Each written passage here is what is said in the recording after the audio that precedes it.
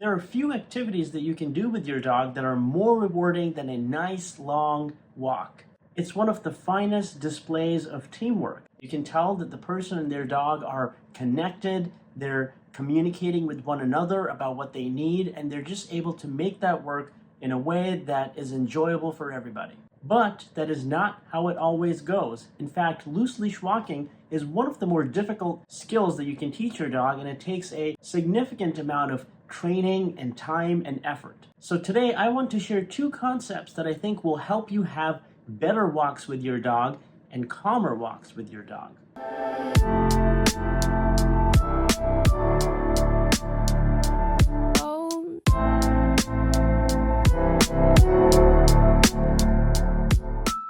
First concept or thing to understand is that what happens before the walk is just as important as what happens on the walk. The technical term for this is the antecedent to the behavior. In other words, what kind of emotional state is the dog in before we step out the door? If at this point your dog is already overexcited and in an emotional state that is probably stressful, it's going to be very difficult to have a calm walk. What is the dog anticipating is going to happen, and what kind of mental state are they in? If you begin in a calmer emotional state, you're more likely to have a walk that is more focused and more calm. So how do you do that? Well, there are many different ways of getting your dog to be calm, but I think the easiest and perhaps the most accessible for most people is going to be to exercise your dog, get them a little bit tired before you step out in the walk. The second thing to think about is what happens in the routine of your walk, not just during the walk, but immediately after the walk.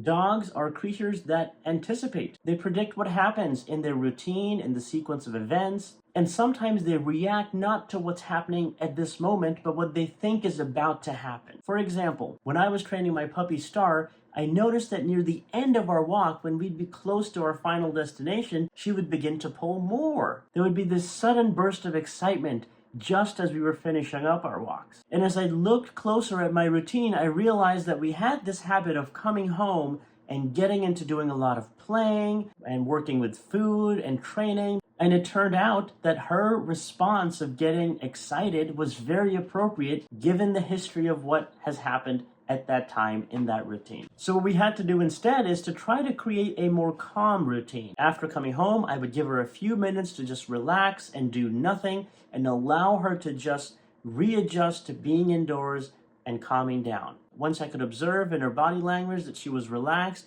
we would then go on to do the other things that we were hoping and planning on doing. Now, of course, there are many ways of controlling both the antecedent to the walk, what happens before, and also what happens after. But neither of these are going to be sufficient in actually teaching your dog how to walk on a loose leash. That is a whole separate set of skills that dogs need to learn. And if that's something you're interested in learning more about, check out my videos on those topics. And if you found this video helpful, let me know in the comments below. What do you do to set your dog up to be a successful walker? And as always, thanks for watching, and we'll see you next time.